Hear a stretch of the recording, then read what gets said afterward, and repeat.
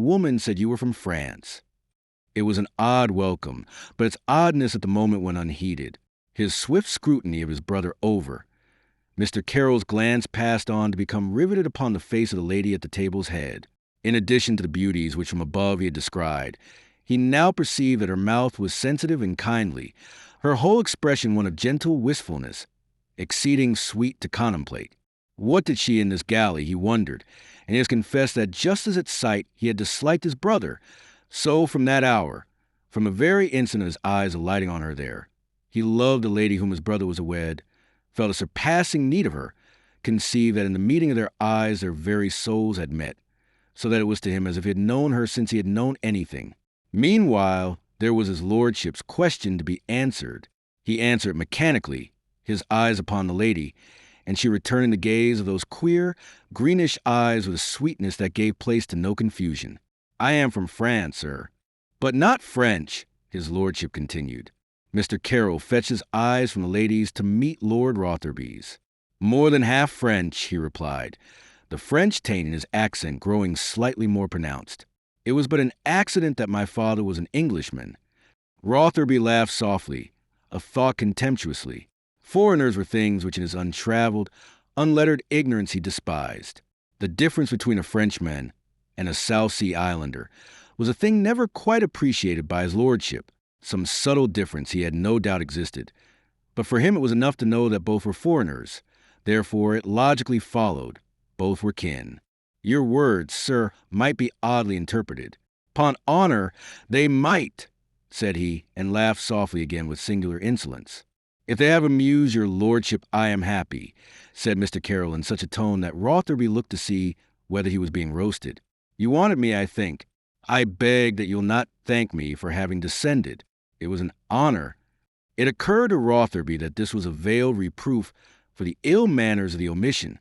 Again he looked sharply at this man who was scanning him with such interest, but he detected in the calm, high-bred face nothing to suggest that any mockery was intended. Belatedly, he fell to doing the very thing that Mr. Carroll had begged him to leave undone. He fell to thanking him. As for Mr. Carroll himself, not even the queer position into which he had been thrust could repress his characteristics. What time his lordship thanked him, he looked about him at the other occupants of the room, and found that, besides the parson, sitting pale and wide-eyed at the table, there was present in the background his lordship's man, a quiet fellow, quietly garbed in gray, with a shrewd face and shrewd, shifty eyes. Mr. Carroll saw and registered, for future use, the reflection that eyes that are over-shrewd are seldom wont to look out of honest heads. "You are desired," his lordship informed him, "to be witness to a marriage. So much the landlady had made known to me. It is not, I trust, a task that will occasion you any scruples." "None. On the contrary, it is the absence of the marriage might do that." The smooth, easy tones so masked the inner meaning of the answer that his lordship scarce attended to the words. "Then we had best get on. We are in haste." "'Tis a characteristic rashness of folk about to enter wedlock," said Mr. Carroll, as he approached the table with his lordship, his eyes as he spoke turning full upon the bride. My lord laughed, musically enough, but overloud for a man of brains or breeding. "Marry in haste, quoth he. You are penetration itself." Mr. Carroll praised him. "'Twill take a shrewd rogue to better me," his lordship agreed. "Yet an honest man might worst you. One never knows. But the lady's patience is being taxed." It was as well he added that, for his lordship had turned with intent to ask him what he meant. "Aye, come, Jenkins, get on with your patter. Gaskell," he called to his man, "stand forward here." Then he took his place beside the lady, who had risen, and stood pale, with eyes cast down and, as Mr. Carroll alone saw, the faintest quiver at the corners of her lips. This served to increase Mr. Carroll's already considerable cogitations. The parson faced them, fumbling at his book, Mr. Carroll's eyes watching with that cold, level glance of theirs. The parson looked up, met that uncanny gaze, displayed his teeth in a grin of terror, fell to trembling, and dropped the book in his confusion. Mr. Carroll, smiling sardonically, stooped to restore it him. There followed a fresh pause. Mr. Jenkins, having lost his place, seemed at some pains to find again, amazing indeed, in one whose profession should have rendered him so familiar with its pages. Mr. Carroll continued to watch him in silence, and, as an observer might have thought, as, indeed, Gaskell did think, though he said nothing at the time, with wicked relish. Chapter 3. The Witness. At last the page was found again by Mr. Jenkins. Having found it, he hesitated still a moment, then cleared his throat, and in the manner of one hurling himself forward upon a desperate venture, he began to read. Dearly beloved, we are gathered here in the sight of God, he read, and on in a nasal, whining voice, which not only was the very voice you would have expected from such a man, but in accordance, too, with sound clerical convention. The bridal pair stood before him, the groom with a slight flush on his cheeks and a bright glitter in his black eyes, which were not nice to see.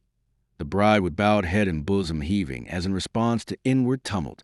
The cleric came to the end of his exordium, paused a moment, and whether because he gathered confidence, whether because he realized the impressive character of the fresh matter upon which he entered, he proceeded now in a firmer, more sonorous voice. I require and charge you both as you will answer on the dreadful day of judgment. You forgot something, Mr. Carroll interrupted blandly. His lordship swung round with an impatient gesture and an impatient snort. The lady, too, looked up suddenly, whilst Mr. Jenkins seemed to fall into an utter panic. "Wah, what?" he stammered. "What have I forgot?" "To read the directions, I think." His lordship scowled darkly upon Mr. Carroll, who heeded him not at all, but watched the lady sideways. Mr. Jenkins turned first scarlet, then paler than he had been before, and bent his eyes to the book to read in a slightly puzzled voice the italicized words above the period he had embarked upon.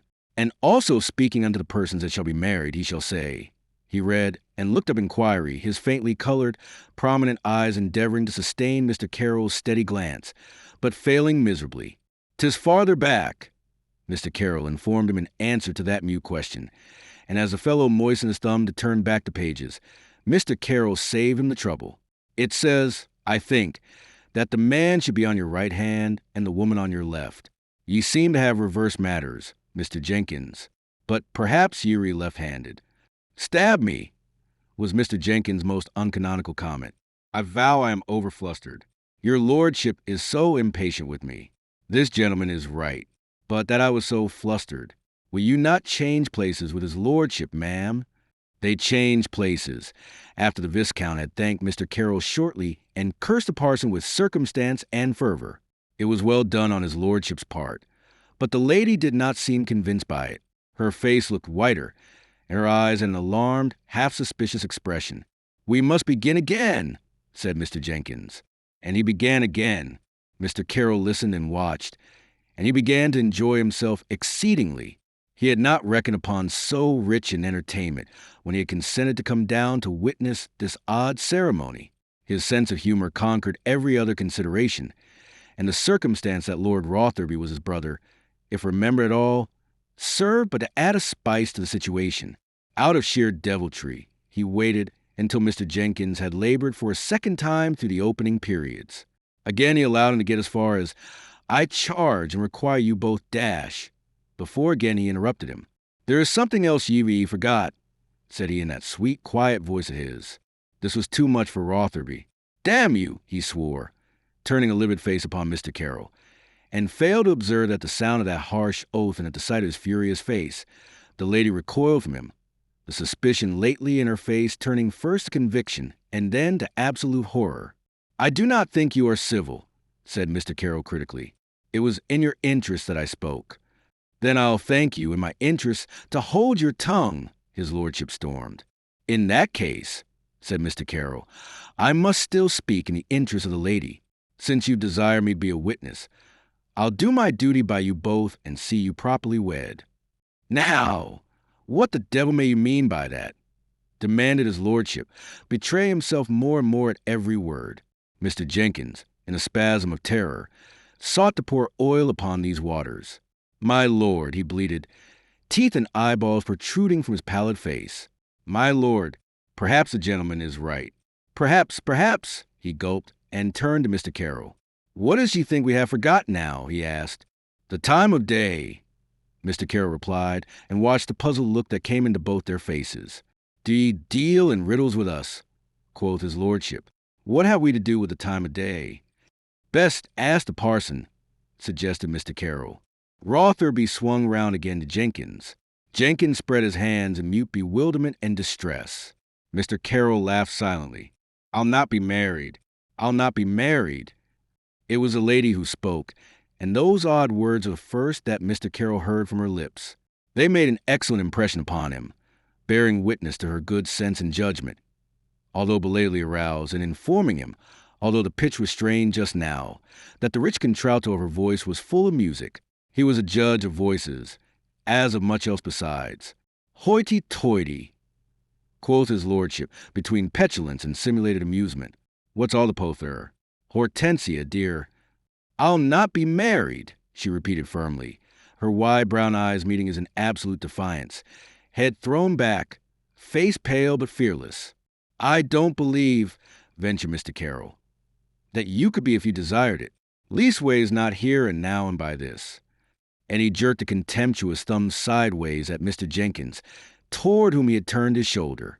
Perhaps you have realized it for yourself. A shudder ran through her. Color flooded into her face and out again, leaving it paler than before. Yet she maintained a brave front that moved Mr. Carroll profoundly to an even greater admiration of her.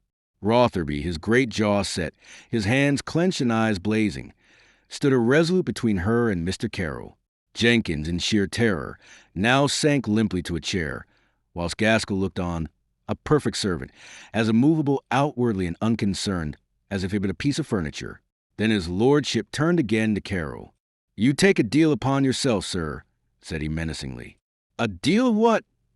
Wondered Mr. Carroll blandly. The question nonplussed Rotherby.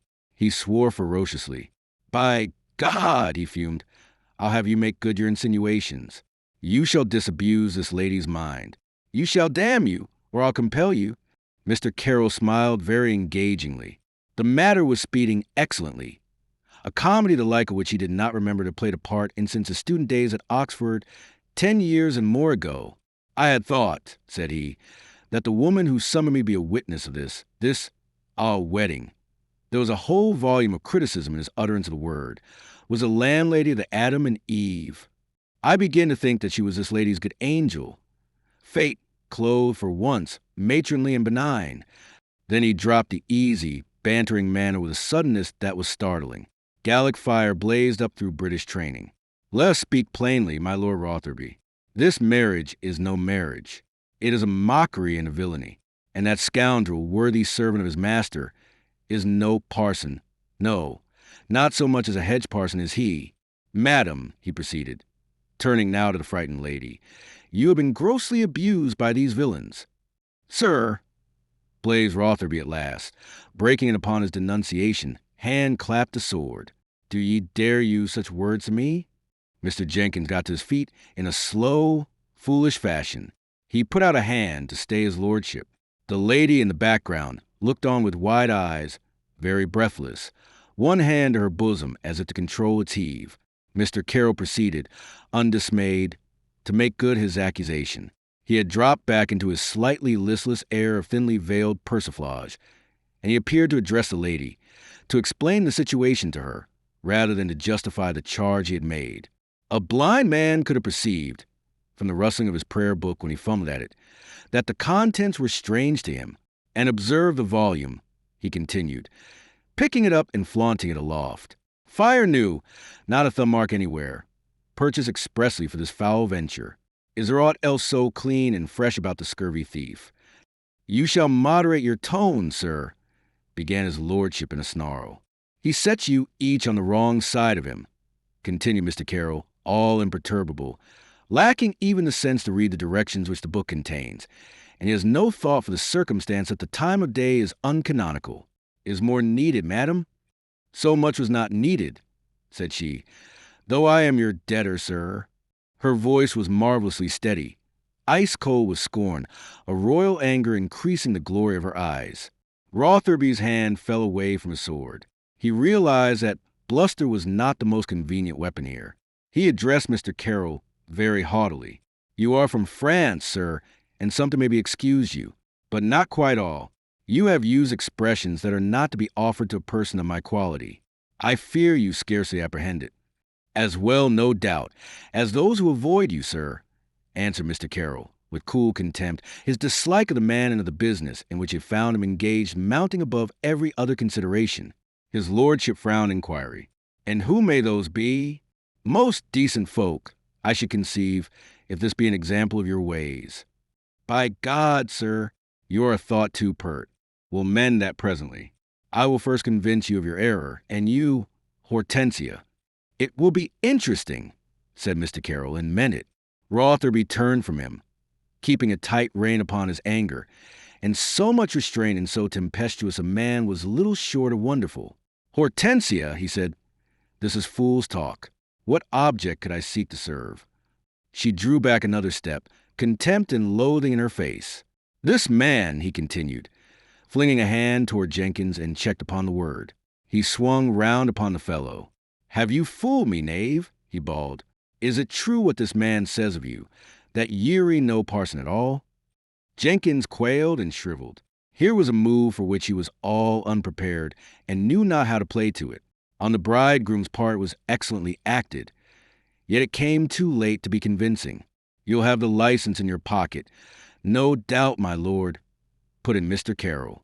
It will help to convince the lady of the honesty of your intentions. It will show her that you were abused by this thief for the sake of the guinea you were to pay him. That was checkmate, and Lord Rotherby realized it. There remained him nothing but violence, and in violence he was exceedingly at home, being a member of the Hellfire Club, and having served in the Bold Bucks under his Grace of Wharton. You damned, infernal marplot, you blasted meddler, he swore, and some other things besides, froth on his lips, the veins of his brow congested. What affair was this of yours? I thought you desired me for a witness, Mr. Carroll reminded him. I did. Let me perish, said Rotherby. And I wish to the devil I had bit my tongue out first. The loss to eloquence had been irreparable, sighed Mr. Carroll, his eyes upon a beam of the ceiling. Rotherby stared and choked. Is there no sense in you, you gibbering parrot? He inquired. What are you, an actor or fool? A gentleman, I hope, said Mr. Carroll urbanely. What are you? I'll learn you, said his lordship, and plucked at his sword. I see, said Mr. Carroll in the same quiet voice that thinly veiled his inward laughter. A bully, with more oaths. My lord heaved himself forward. Mr. Carroll was without weapons. He had left his sword above stairs, not deeming that he would be needing it at a wedding. He never moved hand or foot as Rotherby bore down upon him. But his greenish eyes grew keen and very watchful. He began to wonder had he indulged his amusement overlong, and imperceptibly he adjusted his balance for a spring. Rotherby stretched out to lunge, murder in his inflamed eyes. I'll silence you.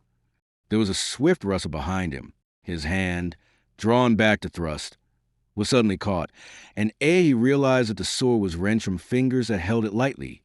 Unprepared for this. You dog, said the lady's voice, strident now with anger and disdain. She had his sword. He faced about with a horrible oath. Mr. Carroll conceived that he was becoming a thought disgusting. Hoofs and wheels ground on the cobbles of the yard and came to a halt outside, but went unheeded in the excitement of the moment. Rotherby stood facing her, she facing him, the sword in her hand, and a look in her eyes that promised she would use it upon him did he urge her. A moment thus of utter, breathless silence. Then, as if her passion mounted and swept all aside, she raised the sword, and using it as a whip, she lashed him with it until at the third blow it rebounded to the table and was snapped. Instinctively his lordship had put up his hands to save his face, and across one of them a red line grew and oozed forth blood, which spread to envelop it. Gaskell advanced with a sharp cry of concern, but Rotherby waved him back, and the gesture shook blood from his hand, like raindrops. His face was livid. His eyes were upon the woman he had gone so near betraying with a look that none might read. Jenkins swayed, sickly, against the table, whilst Mr. Carroll observed all with critical eye and came to the conclusion that she must have loved this villain. The hilt and stump of sword clattered in the fireplace, whither she hurled it. A moment she caught her face in her hands, and a sob shook her almost fiercely. Then she came past his lordship, across the room to Mr. Carroll, Rotherby making no shift to detain her. Take me away, sir. Take me away, she begged him. Mr. Carroll's gloomy face lightened suddenly. "Your servant, ma'am," said he, and made her a bow. "I think you are very well advised," he added cheerfully, and offered her his arm. She took it and moved a step or two toward the door. It opened at that moment, and a burly, elderly man came in heavily. The lady halted. A cry escaped her, a cry of pain almost, and she fell to weeping there, and then Mr. Carroll was very mystified. The newcomer paused at the sight that met him, considered it with a dull blue eye, and for all that he looked stupid, it seemed he had wit enough to take in the situation. "So," said he, with heavy mockery, "I might have spared myself the trouble of coming after you, for it seems that she has found you out in time, you villain." Rotherby turned sharply at that voice. He fell back a step, his brow seeming to grow blacker than it had been. "Father!" he exclaimed, but there was little that was filial in the accent. Mr. Carroll staggered and recovered himself. It had been indeed a staggering shock. For here, of course, was his own father, too. Chapter 4. Mr. Green. There was a quick patter of feet, the rustle of a hooped petticoat, and the lady was in the arms of my Lord Ostermore. "Forgive me, my lord," she was crying. "Oh, forgive me. I was a little fool, and I have been punished enough already." To Mr. Carroll, this was a surprising development. The Earl, whose arms seemed to have opened readily enough to receive her, was patting her soothingly upon the shoulder. "Pish! What's this? What's this?" he grumbled. Yet his voice, Mr. Carroll noticed, was if anything kindly, but it must be confessed that it was a dull, gruff voice, seldom indicating any shade of emotion, unless, as sometimes happened, it was raised in anger. He was frowning now upon his son over the girl's head, his bushy, grizzled brows contracted. Mr. Carroll observed, and with what interest you should well imagine, that Lord Ostermore was still in a general way a handsome man, of a good height, but slightly excessive bulk. He had a face that still retained a fair shape, short-necked, florid, and plethoric. He had the air of a man who seldom makes a long illness at the end. His eyes were very blue, and the lids were puffed and heavy, whilst the mouth, Mr. Carroll remarked in a critical, detached spirit, was stupid rather than sensuous. He made his survey swiftly, and the result left him wondering. Meanwhile, the Earl was addressing his son, whose hand was being bandaged by Gaskell. There was little variety in his invective. "You villain," he bawled at him. "You damned villain." Then he patted the girl's head. "You found the scoundrel out before you married him," said he. "I am glad on't, glad on't." "'Tis such a reversing of the usual order of things that it calls for wonder," said Mr. Carroll. Quoth his lordship. "Who the devil are you?" "One of his friends." "Your lordship overwhelms me," said Mr. Carroll gravely, making a bow. He observed the bewilderment in Ostermore's eyes, and began to realize at that early stage of their acquaintance that to speak ironically to the Earl of Ostermore was not to speak at all. It was Hortensia, a very tearful Hortensia, now who explained. "This gentleman saved me, my lord," she said. "Saved you?" quoth he dully. "How did he come to save you?" "He discovered the parson," she explained. The Earl looked more and more bewildered. "Just so," said Mr. Carroll. "It was my privilege to discover that the parson is no parson." "The parson is no parson?" echoed his lordship, scowling more and more. "Then what the devil is a parson?" Hortensia freed herself from his protecting arms. "He is a villain," she said, "who was hired by my Lord Rotherby to come here and pretend to be a parson." Her eyes flamed, her cheeks were scarlet. "God help me for a fool, my lord, to have put my faith in that man." "Oh," she choked, "the shame, the burning shame of it. I would I had a brother to punish him." Lord Ostermore was crimson, too, with indignation. Mr. Carroll was relieved to see that he was capable of so much emotion. "Did I not warn you against him, Hortensia?" said he. "Could you not have trusted that I knew him? I, his father, to my everlasting shame?" Then he swung upon Rotherby. "You dog," he began, and there, being a man of little invention, words failed him, and wrath alone remained very intense, but entirely inarticulate. Rotherby moved forward till he reached the table, then stood leaning upon it, scowling at the company from under his black brows. "'Tis your lordship alone is to blame for this," he informed his father, with a vain pretense at composure. "I am to blame," gurgled his lordship, veins swelling at his brow. I am to blame that you should have carried her off thus? And by God, had you meant to marry her honestly and fittingly, I might find in my heart to forgive you. But to practice such villainy, to attempt to put this foul trick upon the child. Mr. Carroll thought for an instant of another child whose child he was, and a passion of angry mockery at the forgetfulness of age welled up from the bitter soul of him. Outwardly, he remained a very mirror for placidity. Your lordship had threatened to disinherit me if I married her, said Rotherby. 'Twas to save her from you, Ostermore explained, entirely unnecessarily. And you thought to by God. Sir, I marvel you have the courage to confront me. I marvel. Take me away, my lord, Hortensia begged him, touching his arm.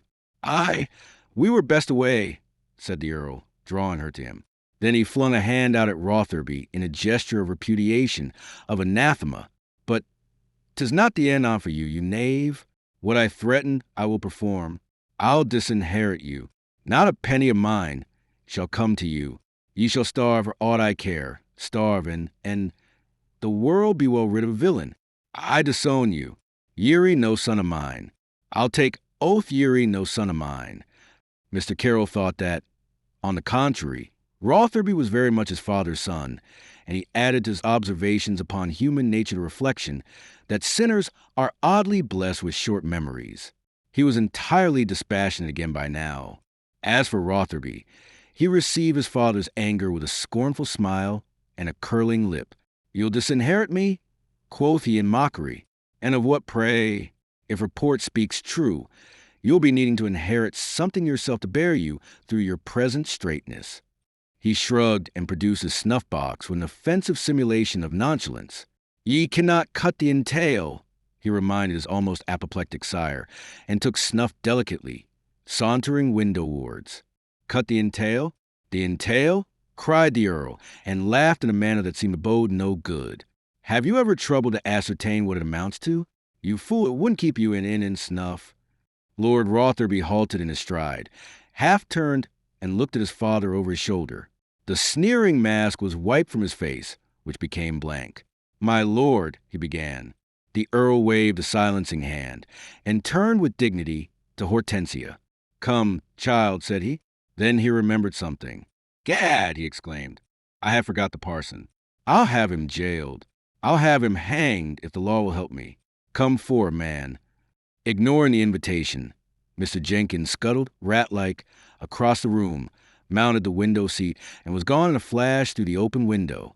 He dropped plump upon Mr. Green, who was crouching underneath. The pair rolled over together in a mold of flower bed. Then Mr. Green clutched Mr. Jenkins, and Mr. Jenkins squealed like a trapped rabbit. Mr. Green thrust his fist carefully into the mock parson's mouth. Essay, you blubbering fool, he snapped in his ear. My business is not with you. Lie still. Within the room all stood at gaze, following the sudden flight of Mr. Jenkins. Then Lord Ostermore made as if to approach the winnow, but Hortensia restrained him. Let the wretch go, she said. The blame is not his. What is he but my lord's tool? And her eyes scorched Rotherby with such a glance of scorn as must have killed any but a shameless man. Then, turning to the demurely observant gentleman who had done her such good service, Mr. Carroll, she said, I want to thank you. I want my lord here to thank you. Mr. Carroll bowed to her. I beg that you will not think of it, said he. It is I who will remain in your debt. Is your name Carroll, sir? Quoth the Earl. He had a trick of fastening upon the inconsequent, though that was scarcely the case now. That, my lord, is my name. I believe I have the honor of sharing it with your lordship. Ye'll belong to some younger branch of the family, the Earl supposed. Like enough, some outlying branch, answered the imperturbable Carroll, a jest which only himself could appreciate, and that bitterly. And how came you into this? Rotherby sneered audibly, in self-mockery, no doubt, as he came to reflect that it was he himself had him fetched. They needed another witness, said Mr. Carroll. And hearing there was at the inn a gentleman newly crossed from France, his lordship no doubt opined that a traveler, here today and gone for good tomorrow, would be just a witness that he needed for the business he proposed. That circumstance aroused my suspicions, but the Earl, as usual, seemed to have fastened upon the minor point.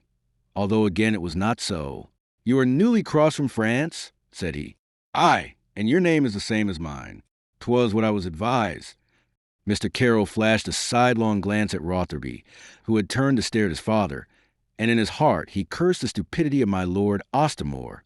If this proposed to be a member of conspiracy, heaven help that same conspiracy.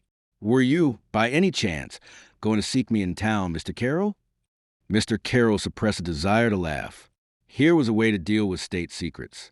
"Aye, my lord?" he inquired, with an assumed air of surprise. The Earl looked at him, and from him to Rotherby, bethought himself, and started so overtly that Rotherby's eyes grew narrow, the lines of his mouth tightened. "Nay, of course not, he blustered clumsily. But Rotherby laughed aloud. "Now what a plague is all this mystery?" he inquired. "Mystery?" quoth my lord. "What mystery should there be? 'Tis what I would fain be informed," he answered in a voice that showed he meant to gain the information. He sauntered forward towards Carroll, his eye playing mockingly over this gentleman from France. "Now, sir," said he, "whose messenger may you be, eh? What's all this?"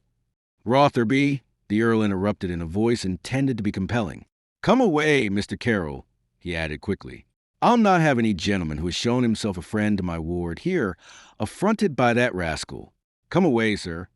Not so fast, ecod." It was another voice that broke in upon them. Rotherby started round. Gaskell, in the shadows of the cowled fireplace, jumped in sheer alarm. All stared at the window, whence the voice proceeded. They beheld a plump, chubby-faced little man, astride the sill, a pistol displayed with ostentation in his hand. Mr. Carroll was the only one with the presence of mind to welcome him. "Ha!" said he, smiling engagingly. "My little friend, the brewer of ale." "Let no one leave this room," said Mr. Green with a great dignity. Then, with rather less dignity, he whistled shrilly through his fingers and got down lightly into the room. "Sir," blustered the Earl, "this is an intrusion, an impertinence. What do you want?" "The papers this gentleman carries," said Mr. Green, indicating Carroll with the hand that held the pistol.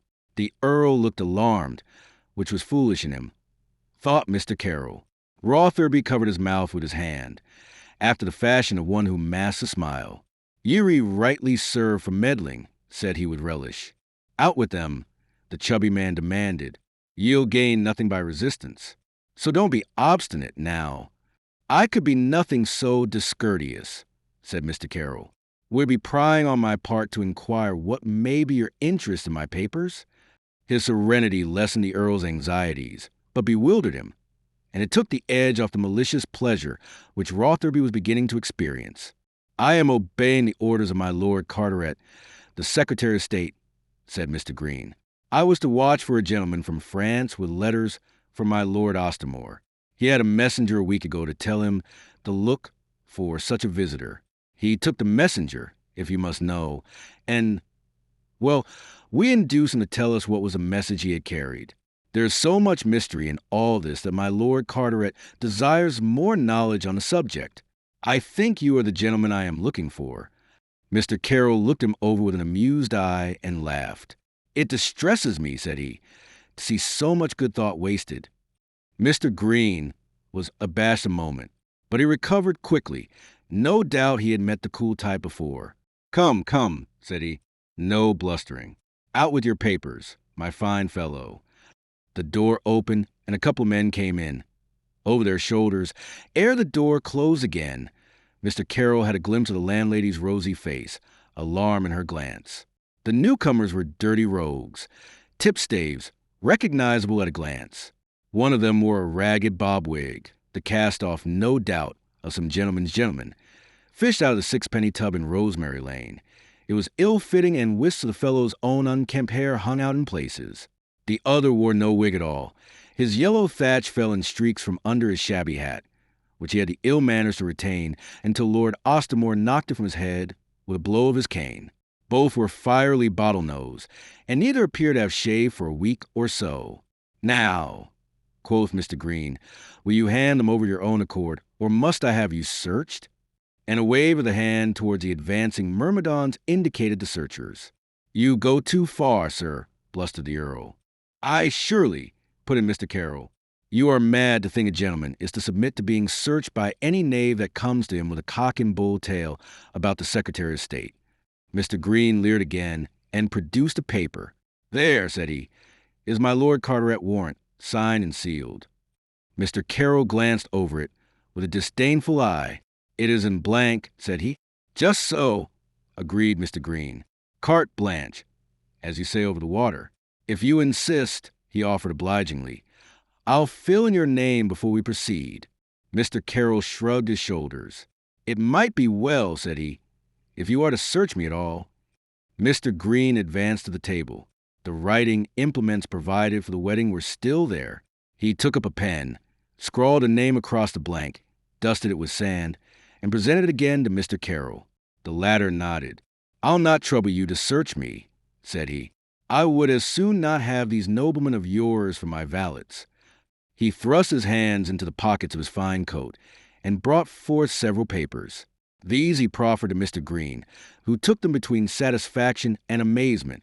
Ostermore stared, too stricken for words at this meek surrender. And well was it for Mr. Carroll that he was so stricken, for had he spoken he had assuredly betrayed himself. Hortensia, Mr. Carroll observed, watched his cowardly yielding with an eye of stern contempt.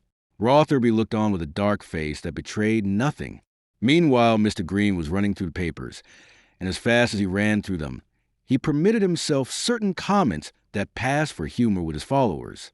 There could be no doubt that in his own social stratum Mr. Green must have been accounted something of a wag. "Ha! What's this? A bill. A bill for snuff.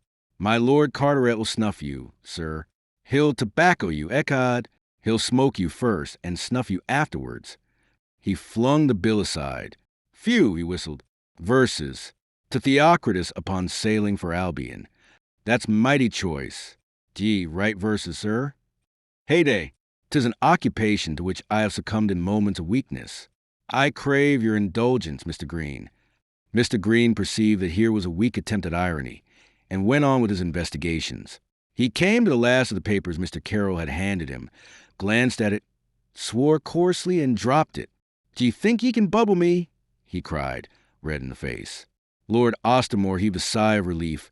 The hard look had faded from Hortensia's eyes. "What does ye mean, giving me this rubbish?" "I offer you my excuses for the contents of my pockets," said Mr. Carroll. "Ye see, I did not expect to be honored by your inquisition. Had I but known—" Mr. Green struck an attitude. "Now attend to me, sir. I am a servant of His Majesty's government." "His Majesty's government cannot be sufficiently congratulated," said Mr. Carroll, the irrepressible. Mr. Green banged the table. "Are ye rallying me, ecod? You have upset the ink," Mr. Carroll pointed out to him. "Damn the ink," swore the spy. "And damn you for a Tom O'Bedlam. I ask you again, what ye mean, giving me this rubbish?" "You asked me to turn out my pockets." "I asked you for the letter ye have brought Lord Ostermore." "I am sorry," said Mr. Carroll, and eyed the other sympathetically. "I am sorry to disappoint you. But, then, you assumed too much when you assumed that I had such a letter. I have obliged you to the fullest extent in my power. I do not think you show a becoming gratitude." Mr. Green eyed him blankly a moment, then exploded. "Ecod, sir, you are cool. It is a condition we do not appear to share. D'ye say you've brought his lordship no letter from France?" thundered the spy. "What else ha ye come to England for?" "To study manners, sir," said Mr. Carroll, bowing. That was the last drop in the cup of Mr. Green's endurance. He waved his men towards a gentleman from France. "Find it," he bade them shortly. Mr. Carroll drew himself up with a great dignity and waved the bailiffs back, his white face set, an unpleasant glimmer in his eyes. "A moment," he cried. "You have no authority to go to such extremes. I make no objection to being searched, but every objection to being soiled, and I'll not have the fingers of these scavengers about my person." "And you are right, egad!" cried Lord Ostermore, advancing. "Harkee, you dirty spy! This is no way to deal with gentlemen. Be off, now, and take your carrion crows with you, or I'll have my grooms in with their whips to you." "To me?" roared Green.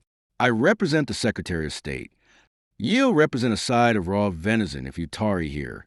The Earl promised him. D'ye dare look me in the eye? D'ye dare, you rogue? Do you know who I am? And don't wag that pistol, my fine fellow. Be off now. Away with you.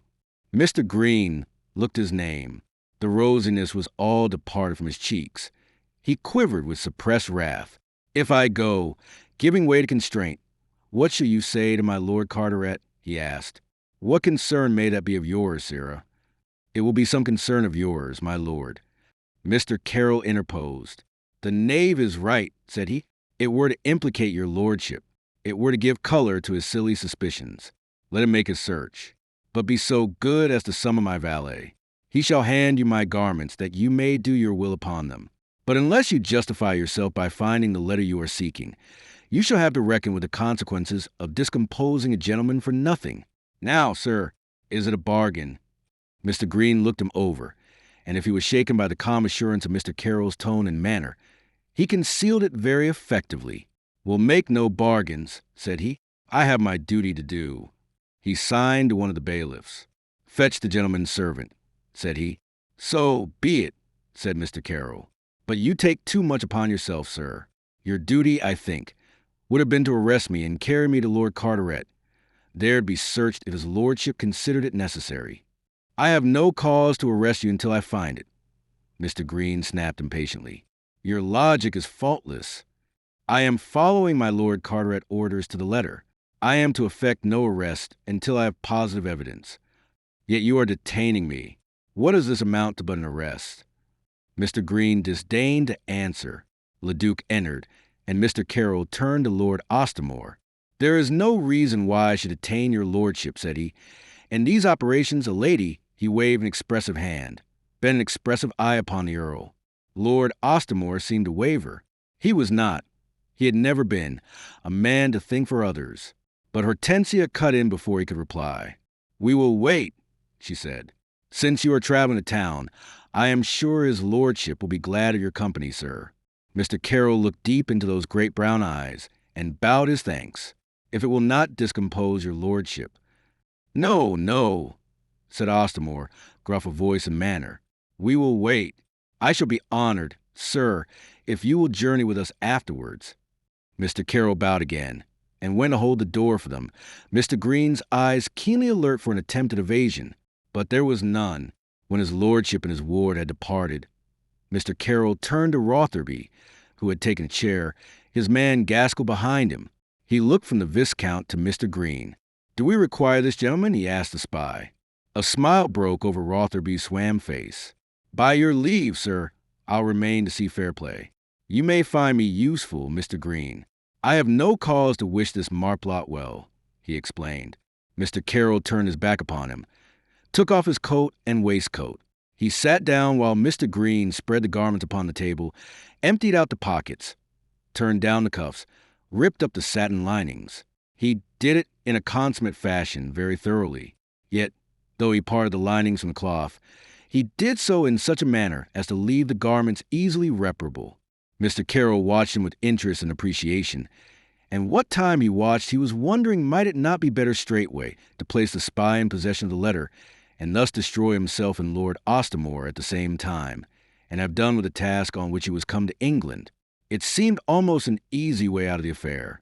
His betrayal of the Earl would be less ugly if he himself were to share the consequences of that betrayal. Then he checked his thoughts. What manner of mood was this? Besides, his inclination was all to become better acquainted with this odd family upon which he had stumbled in so extraordinary a manner. Down in his heart of hearts, he had a feeling that the thing he was come to do would never be done, leastways, not by him. It was in vain that he might attempt to steel himself to the task. It repelled him. It went not with a nature such as his. He thought of Everard, afire with the idea of vengeance, and to such an extent that he had succeeded in infecting Justin himself with a spark of it. He thought him with pity almost. Pity that a man should obsess his life by such a phantasm as the same vengeance must have been to him. Was it worthwhile? Was anything worthwhile? He wondered. Lord Rotherby approached the table and took up the garments upon which Mr. Green had finished. He turned them over and supplemented Mr. Green's search. Ye're welcome to all that ye can find, sneered Mr. Green, and turned to Mr. Carroll. Let us have your shoes, sir." Mr. Carroll removed his shoes in silence, and Mr. Green proceeded to examine them in a manner that provoked Mr. Carroll's profound admiration. He separated the lining from the Spanish leather and probed slowly and carefully in the space between. He examined the heels very closely, going over to the window for the purpose. That done, he dropped them. "Your breeches now," said he laconically. Meanwhile, Leduc had taken up the coat, and with a needle and thread wherewith he had equipped himself, he was industriously restoring the stitches that Mr. Green had taken out. Mr. Carroll surrendered his breeches. His fine holland shirt went next, his stockings, and what other trifles he wore, until he stood as naked as Adam before the fall. Yet all in vain. His garments were restored to him, one by one, and one by one, with Leduc's aid, he resumed them. Mr. Green was looking crestfallen. "Are you satisfied?" inquired Mr. Carroll pleasantly, his good temper inexhaustible. The spy looked at him with a moody eye, plucking thoughtfully at his lip with thumb and forefinger. Then he brightened suddenly. "There's your man," said he, flashing a quick eye upon Leduc, who looked up with a quiet smile. "True," said Mr. Carroll, "and there's my portmanteau above stairs, and my saddle on my horse in the stables. It is even possible, for aught you know, that there may be a hollow tooth or two in my head. Pray let your search be thorough." Mr. Green considered him again. "If you had it, it would be upon your person. Yet consider," Mr. Carroll begged him, holding out his foot that Leduc might put on his shoe again. "I might have supposed that you suppose that, and dispose accordingly. You had better investigate to the bitter end." Mr. Green's small eyes continued to scrutinize Leduc at intervals. The valet was a silent, serious-faced fellow. "I'll search your servant leastways," the spy announced.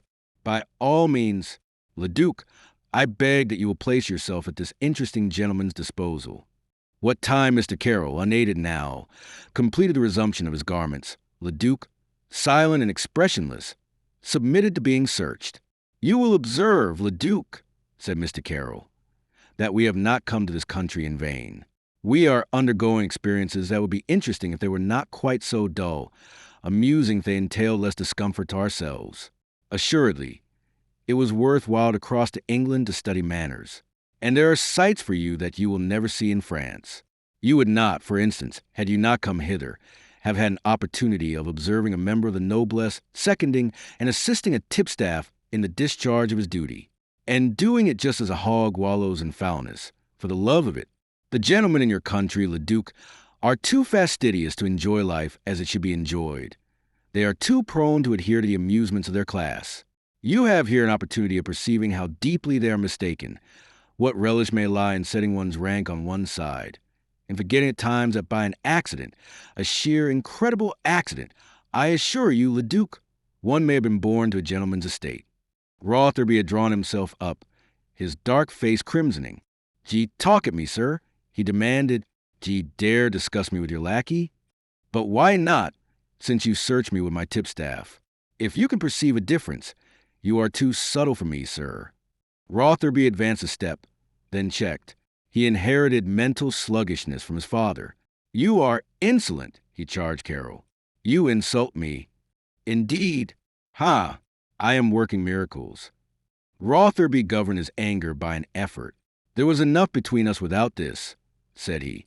"There could not be too much between us. Too much space, I mean." The Viscount looked at him furiously. "I shall discuss this further with you," said he. "The present is not the time nor place, but I shall know where to look for you. Leduc, I am sure, will always be pleased to see you. He, too, is studying manners."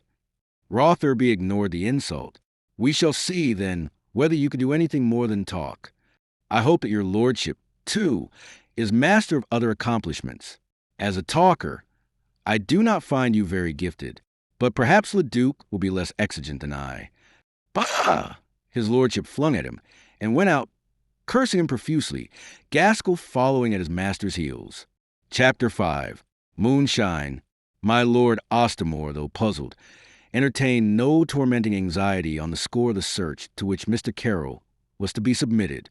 He assured himself from that gentleman's confident, easy manner, being a man who always drew from things the inference that was obvious, that either he carried no such letter as my lord expected, or else he is so disposed of it as to baffle search.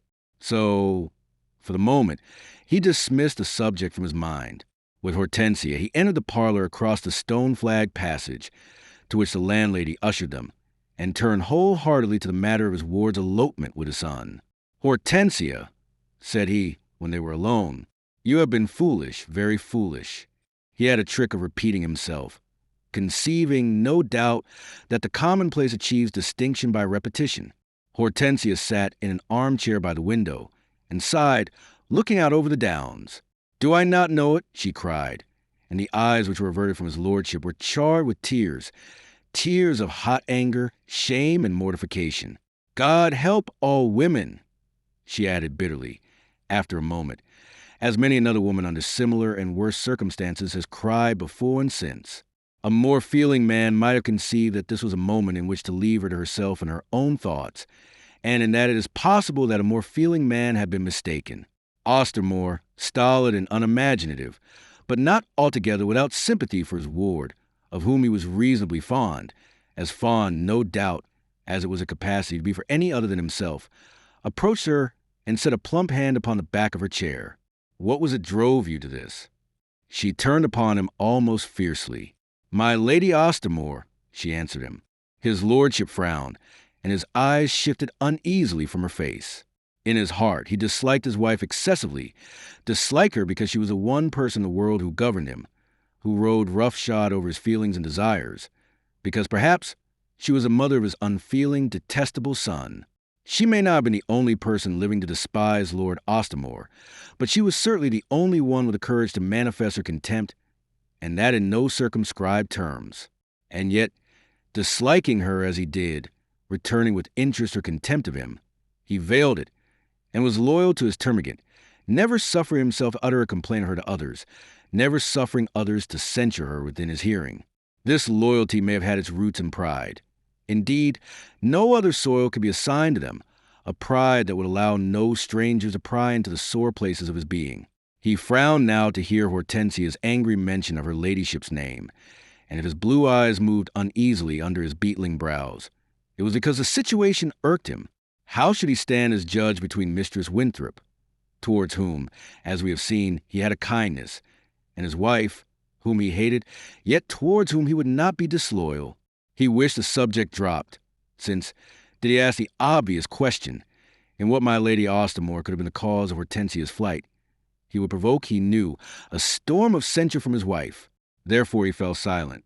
Hortensia, however, felt that she had said too much not to say more. "Her ladyship has never failed to make me feel my position, my poverty," she pursued. "There is no slight her ladyship has not put upon me, until not even your servants use me with the respect that is due to my father's daughter. And my father," she added, with a reproachful glance, "was your friend, my lord." He shifted uncomfortably on his feet, deploring now the question with which he had fired the train of feminine complaint. "Pish, pish," he deprecated. "'Tis fancy, child, pure fancy. So her ladyship would say, did you tax her with it? Yet your lordship knows I am not fanciful in other things. Should I then be fanciful in this? But what has her ladyship ever done, child?" he demanded, thinking thus to baffle her, since he was acquainted with the subtlety of her ladyship's methods. "A thousand things," replied Hortensia hotly, "and yet not one upon which I may fasten. 'Tis thus she works, by words, half-words, looks, sneers, shrugs, and sometimes foul abuse entirely disproportionate to the little cause I may unwittingly have given. Her ladyship is a little hot," the Earl admitted, "but a good heart. 'Tis an excellent heart, Hortensia. For hating I, my lord. Nay, plague on't, that's womanish in you. 'Pon honor it is. Womanish. What else would you have a woman? Mannish and raffish, like my Lady Ostermore. I'll not listen to you," he said. "Yeri not just Hortensia. Yeri heated. Heated. I'll not listen to you. Besides, when all is said, what reasons be these for folly ye be committed?" "Reasons," she echoed scornfully. "Reasons and to spare. Her ladyship has made my life so hard, has so shamed and crushed me, put such indignities upon me, that existence grew unbearable under your roof. It could not continue, my lord," she pursued, rising under the sway of her indignation. It could not continue. I am not of the stuff that goes to making martyrs. I am weak and, as your lordship has said, womanish. Indeed, you talk a deal, said his lordship peevishly. But she did not heed the sarcasm. Lord Rotherby, she continued, offered me the means to escape. He urged me to elope with him. His reason was that you would never consent to our marriage, but that if we took the matter into our hands, and were married first, we might depend upon your sanction afterwards, that you had too great a kindness for me to withhold your pardon. I was weak, my lord, womanish, she threw the word at him again, and it happened, God help me for a fool, that I thought I loved Lord Rotherby. And so, she sat down again, weakly, miserably, averting her face that she might hide her tears. He was touched, and he even went so far as to show something of his sympathy. He approached her again and laid a benign hand lightly upon her shoulder. But in that case, oh, the damned villain! Why this mock parson? Does your lordship not perceive? Must I die of shame? Do you not see? See? No. He was thoughtful a second, then repeated, No. I understood, she informed him, a smile, a cruelly bitter smile, lifting and steadying the corner of her lately quivering lip, when he alluded to your lordship's straitened circumstances. He has no disinheritance to fear, because he has no inheritance to look for beyond the entail, of which you cannot disinherit him. My Lord Rotherby sets a high value upon himself. He may, I do not know, he may have been in love with me, though not as I know love, which is all sacrifice, all self-denial. But by his lights he may have cared for me. He must have done, by his lights. Had I been a lady of fortune, not a doubt, but he would have made me his wife. As it was, he must aim at more profitable marriage, and meanwhile, to gratify his love for me, base as it was, he would, oh God, I cannot say it. You understand, my lord. My lord swore strenuously. There is a punishment for such a crime as this.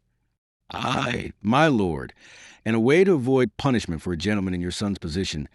Even did I flaunt my shame in some vain endeavor to have justice, a thing he knew I never could have done. My lord swore again. He shall be punished, he declared emphatically. No doubt. God will see to that, she said, a world of faith in her quivering voice. My lord's eyes expressed his doubt of divine intervention. He preferred to speak for himself. I'll disown the dog. He shall not enter my house again. You shall not be reminded of what has happened here. Gad, you were shrewd to have smoked his motive so, he cried in a burst of admiration for her insight. Gad, child, shouldst have been a lawyer. A lawyer. If it had not been for Mr. Carroll, she began, but to what else she said he lent no ear, being suddenly brought back to his fears at the mention of that gentleman's name. Mr. Carroll, save us. What is keeping him? He cried. Can they? The door opened, and Mr. Carroll walked in, ushered by the hostess. Both turned to confront him, Hortensia's eyes swollen from her weeping. Well, quoth his lordship, did they find nothing? Mr. Carroll advanced with the easy, graceful carriage that was one of his main charms, his clothes so skillfully restored by Leduc that none could guess the severity of the examination they had undergone. Since I am here and alone, your lordship may conclude such to be the case. Mr. Green is preparing for departure. He is very abject, very chapfallen. I am almost sorry for Mr. Green. I am by nature sympathetic.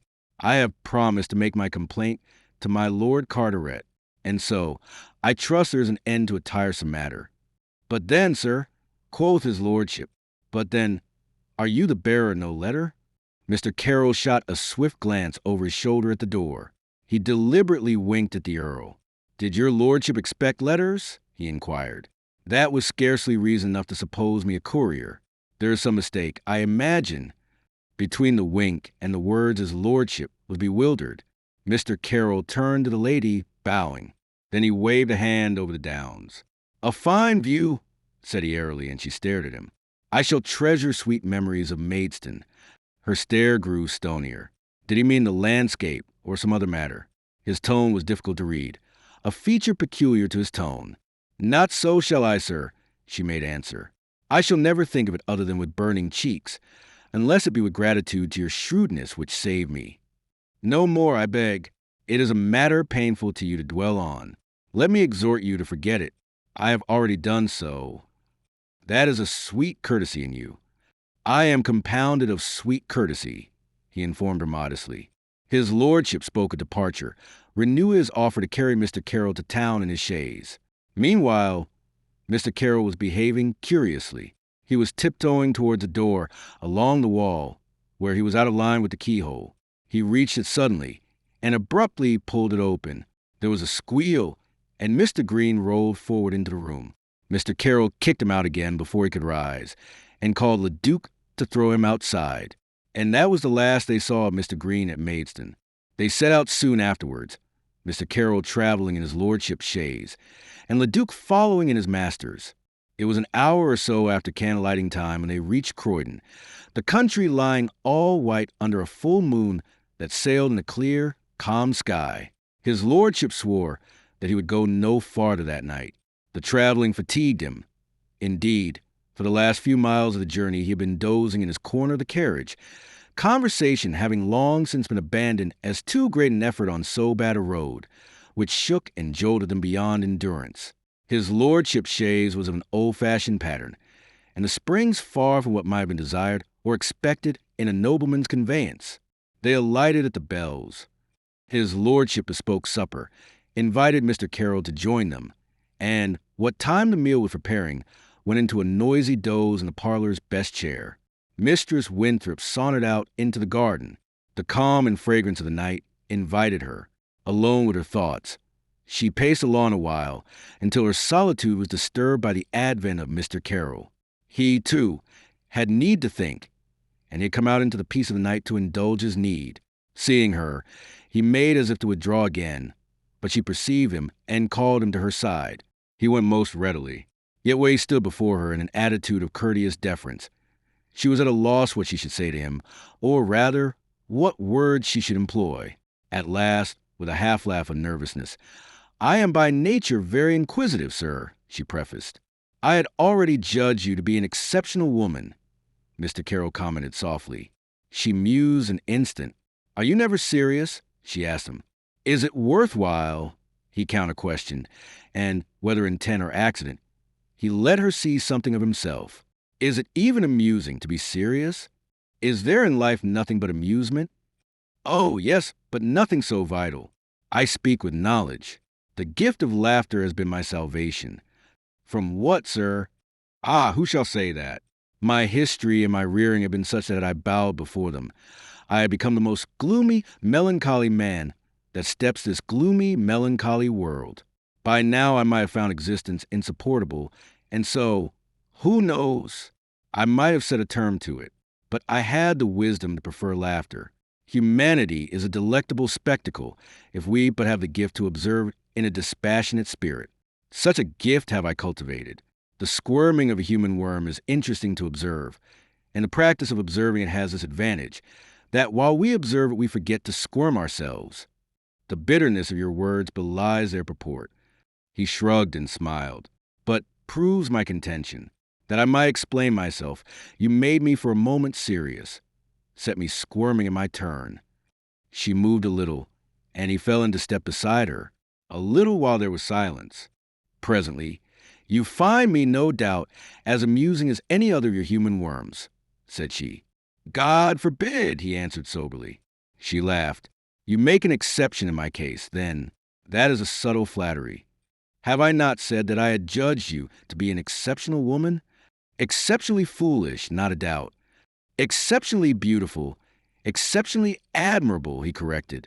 "A clumsy compliment, devoid of wit. When we grow truthful, it may be forgiven us if we fall short of wit. That were an argument in favor of avoiding truth.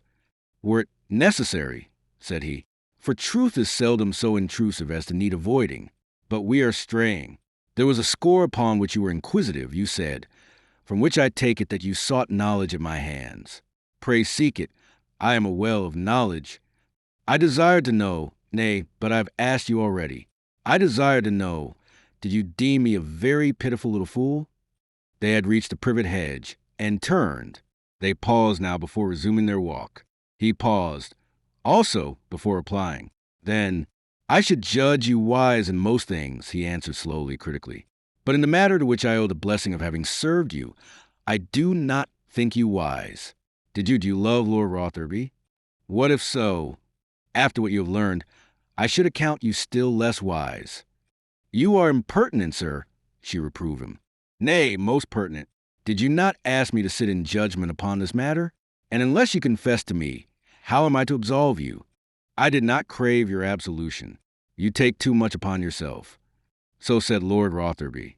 You seem to have something in common when all is said. She bit her lip in chagrin. They paced in silence to the lawn's end and turned again. Then, you treat me like a fool, she reproved him. How is that possible when already I think I love you? She started from him and stared at him for a long moment. You insult me, she cried angrily, conceiving that she understood his mind. Do you think that because I may have committed a folly I have forfeited all claim to be respected, that I am a subject for insolent speeches? You are illogical, said Mr. Carroll, the imperturbable. I have told you that I love you. Should I insult the woman I have said I love? You love me? She looked at him, her face very white in the white moonlight, her lips parted, a kindling anger in her eyes. Are you mad? I ain't sure. There have been moments when I have almost feared it. This is not one of them. You wish me to think you serious? She laughed the thought stridently in her indignation. I have known you just 4 hours, said she. Precisely the time I think I have loved you. You think, she echoed scornfully. Oh, you make that reservation. You are not quite sure. Can we be sure of anything? He deprecated. Of some things, she answered icily. And I am sure of one, that I am beginning to understand you. I envy you. Since that is so, help me of your charity to understand myself. Then understand yourself for an impudent, fleering coxcomb. She flung at him and turned to leave him. That is not explanation, said Mr. Carroll thoughtfully. It is mere abuse. What else do you deserve? She asked him over her shoulder. That you should have dared, she withered him. To love you quite so suddenly, he inquired and misquoted. Whoever loved at all, that loved not at first sight? Hortensia, you have not the right to my name, sir. Yet I offer you the right to mine, he answered, with humble reproach.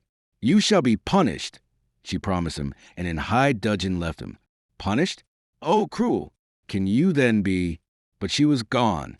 He looked up at the moon, and took it into his confidence to reproach it. 'Twas your white face beglamoured me, he told it aloud. See how execrable a beginning I've made, and therefore how excellent. And he laughed, but entirely without mirth. He remained pacing in the moonlight, very thoughtful, and for once it seemed not at all amused. His life appeared to be tangling itself beyond unraveling, and his vaunted habit of laughter scarce served at present to show him the way out. Chapter 6. Hortensia's Return. Mr. Carroll needs explaining as he walks there in the moonlight. That is, if we are at all to understand him, a matter by no means easy, considering that he has confessed he did not understand himself.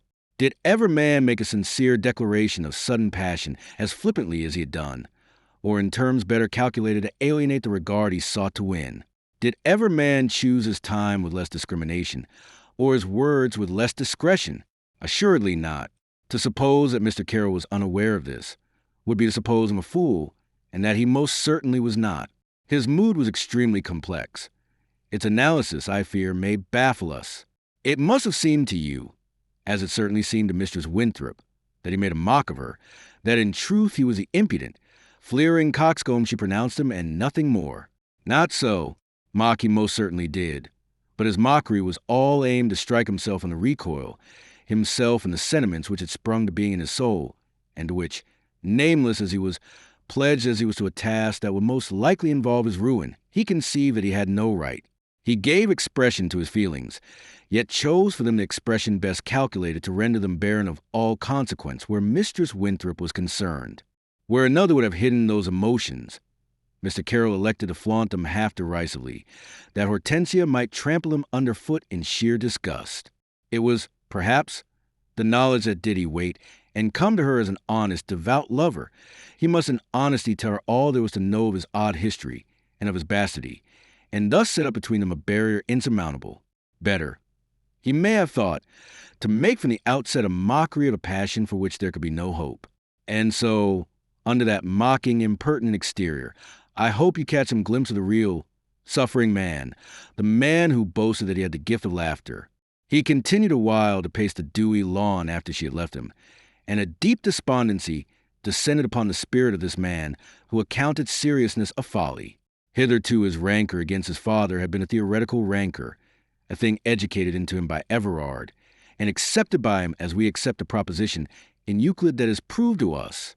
In its way it had been a make-believe rancor, a rancor on principle, for he had been made to see that unless he was inflamed by it, he was not worthy to be his mother's son. Tonight had changed all this. No longer was his grievance sentimental, theoretical, or abstract. It was suddenly become real and very bitter. It was no longer a question of the wrong done his mother 30 years ago. It became the question of a wrong done himself in casting him nameless upon the world, a thing of scorn to cruel, unjust humanity. Could Mistress Winthrop have guessed the bitter self-derision with which he had, in apparent levity, offered her his name, she might have felt some pity for him who had no pity for himself. And so, tonight he felt, as once for a moment Everard had made him feel, that he had a very real wrong of his own to avenge upon his father, and the task before him lost much of the repugnance that it had held for him hitherto. All this because 4 hours ago he had looked into the brown depths of Mistress Winthrop's eyes. He sighed and declaimed a line of Congreve's. Woman is a fair image in a pool, who leaps at it is sunk. The landlord came to bid him in to supper. He excused himself, sent his lordship word that he was overtired, and went off to bed. They met at breakfast. At an early hour upon the morrow, Mistress Winthrop cool and distant, his lordship grumpy and mute, Mr. Carroll airy and talkative as was his habit. They set out soon afterwards, but matters were nowise improved. His lordship dozed in a corner of the carriage, while Mistress Winthrop found more interest in the flowering hedgerows than in Mr. Carroll, ignored him when he talked, and did not answer him when he set questions, till, in the end, he too lapsed into silence, and as a solation for his soreness, assured himself by lengthy, wordless arguments that matters were best so. They entered the outlying parts of London some 2 hours later, and it still wanted an hour or so to noon when the chaise brought up inside the railings before the Earl's house in Lincoln's Inn Fields. There came a rush of footmen, a bustle of service, amid which they alighted and entered the splendid residence that was part of the little that remained Lord Ostermore from the wreck his fortunes had suffered on the shoals of the South Sea. Mr. Carroll paused a moment to dismiss Leduc to the address in Old Palace Yard, where he had hired a lodging. That done, he followed his lordship and Hortensia within doors. From the inner hall a footman ushered him across an antechamber to a room on the right, which proved to be the library, and was his lordship's habitual retreat. It was a spacious, pillared chamber, very richly paneled in damask silk, and very richly furnished, having long French windows that opened on a terrace above the garden. As they entered there came a swift rustle of petticoats at their heels, and Mr. Carroll stood aside, bowing, to give passage to a tall lady who swept by with no more regard for him than had he been one of the house's lackeys. She was, he observed, of middle age, lean and aquiline-featured, with an exaggerated chin that ended squarely as boot. Her sallow cheeks were raddled to a hectic color, a monstrous headdress, like that of some horse in a Lord Mayor's show, coiffure, and her dress was a mixture of extravagance and incongruity, the petticoat absurdly hooped. She swept into the room like a battleship into action, and let fly her first broadside at Mistress Winthrop from the threshold. "Codso," she shrilled, "you have come back. And for what have you come back? Am I to live in the same house with you, you shameless madam, that have no more thought for your reputation than a slut in a smock race?" Hortensia raised indignant eyes from out of a face that was very pale. Her lips were tightly pressed, in resolution, thought Mr. Carroll, who was very observant of her, not to answer her ladyship, for Mr. Carroll had little doubt as to the identity of this dragon. "My love, my dear," began his lordship, advancing a step, his tone a very salve. Then, seeking to create a diversion, he waved a hand towards Mr. Carroll. "Let me present. Did I speak to you?" She turned to bombard him. "Have you not done harm enough? Had you been aught but a fool, had you respected me as a husband should, you had left well alone and let her go her ways. There was my duty to her father, to say aught of, "And what of your duty to me?" she blazed, her eyes puckering most malignantly. She reminded Mr. Carroll of nothing so much as a vulture. Had you forgotten that? Have ye no thought for decency, no respect for your wife? Her strident voice was echoing through the house and drawing a little crowd of gaping servants to the hall. To spare Mistress Winthrop, Mr. Carroll took it upon himself to close the door. The Countess turned at the sound. "Who is this?" she asked, measuring the elegant figure with an evil eye. And Mr. Carroll felt it in his bones that she had done him the honor to dislike him at sight. "It is a gentleman who, his lordship thought it better, apparently, not to explain the exact circumstances under which he had met the gentleman." He shifted ground. "I was about to present him, my love. It is Mr. Carroll, Mr. Justin Carroll. This, sir, is my Lady Ostermore." Mr. Carroll made her a profound bow. Her ladyship retorted with a sniff. "Is it a kinsman of yours, my lord?" And the contempt of the question was laden with a suggestion that smote Mr. Carroll hard. What she implied in wanton offensive mockery was no more than he alone present knew to be the exact and hideous truth. "Some remote kinsman, I make no doubt," the Earl explained. "Until yesterday I had not the honor of his acquaintance. Mr. Carroll is from France." "You'll be a Jacobite, no doubt, then," were her first, uncompromising words to the guest. Mr. Carroll made her another bow. "If I were, I should make no secret of it with your ladyship," he answered with that irritating suavity in which he clothed his most obvious sarcasms. Her ladyship opened her eyes a little wider. Here was a tone she wasn't used to. "And what may your business with his lordship be?" "His lordship's business, I think," answered Mr. Carroll in a tone of such exquisite politeness and deference that the words seemed purged of all their rudeness. "Will you answer me so, sir?" she demanded, nevertheless, her voice quivering. "My love," interpolated his lordship hurriedly, his florid face aflush. "We are vastly indebted to Mr. Carroll, as you shall learn. It was he who saved Hortensia." "Saved the drab, did he? And from what, pray?" "Madam," it was Hortensia who spoke. She had risen, pale with anger, and she made appeal now to her guardian. "My lord, I'll not remain to be so spoken of. Suffer me to go, that her ladyship should so speak of me to my face, and to a stranger." "Stranger?" crowed her ladyship. "Lard, and what do ye suppose will happen? Are you so nice about a stranger hearing what I may have to say of you, you that will be the talk of the whole lewd town for this fine escapade? And what'll the town say of you?" "My love," his lordship sought again to soothe her.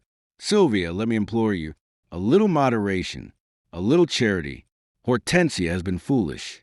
She confesses so much herself. Yet when all is said, 'tis not she is to blame. Am I?" "My love," was it suggested. "I marvel it was not. Indeed, I marvel. Oh! Hortensia is not to blame. The sweet, pure dove. What is she, then?" "To be pitied, ma'am," said his lordship, stirred to sudden anger, "that she should lend an ear to your disreputable son." "My son? My son?" cried her ladyship, her voice more and more strident. Her face, flushing till the rouge upon it was put to shame, revealed in all its unnatural hideousness. "And is he not your son, my lord?" "There are moments," he answered heartily, "when I find it difficult to believe." It was much for him to say, and to her ladyship of all people. It was pure mutiny. She gasped for air, pumped her brain for words.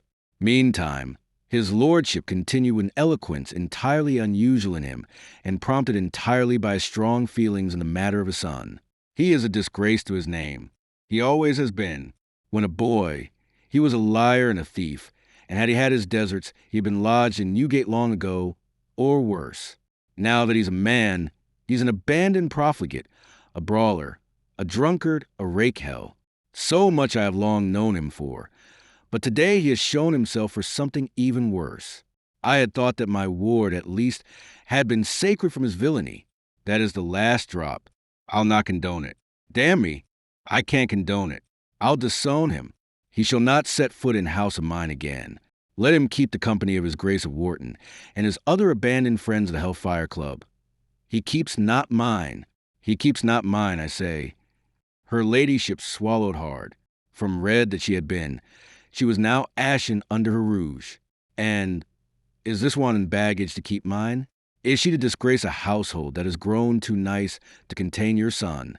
My lord, oh, my lord, give me leave to go, Hortensia entreated. I go, sneered her ladyship. Go. You had best go. Back to him. What for did ye leave him? Did ye dream there could be aught to return to? Hortensia turned to her guardian again appealingly, but her ladyship bore down upon her, incensed by this ignoring. She caught the girl's wrist in her claw-like hand. Answer me, you drab. What for did you return? What is to be done with you now that, why, our soiled goods? Where shall we find a husband for you? I do not want a husband, madam, answered Hortensia. Will ye lead apes in hell, then? Bah! 'Tis not what ye want, my fine madam. 'Tis what we can get you, and where shall we find you a husband now? Her eye fell upon Mr. Carroll, standing by one of the windows, a look of profound disgust overplaying the usually immobile face. Perhaps the gentleman from France, the gentleman who saved you, she sneered, will propose to take the office. With all my heart, ma'am, Mr. Carroll startled him in himself by answering. Then, perceiving that he had spoken too much upon impulse, given utterance to what was passing in his mind, I but mention it to show your ladyship how mistaken are your conclusions, he added. The Countess loosed her hold of Hortensia's wrist in her amazement, and looked the gentleman from France up and down in a mighty scornful manner. Codso, she swore, I may take it, then, that your saving her, as ye call it, was no accident. Indeed it was, ma'am, and most fortunate accident for your son. For my son? As how? It saved him from hanging, ma'am, Mr. Carroll informed her, and gave her something other than the baiting of Hortensia to occupy her mind. Hang, she gasped. Are you speaking of Lord Rotherby? Aye, of Lord Rotherby, and not a word more than is true. Put in the Earl. Do you know, but you do not, the extent of your precious son's villainy? At Maidstone, where I overtook them at the Adam and Eve, he had a make-believe parson, and he was luring this poor child into a mock marriage. Her ladyship stared. Mock marriage? She echoed. Marriage? La! And again she vented her unpleasant laugh. Did she insist on that, the prude? Why amaze me? Surely, my love, you do not apprehend.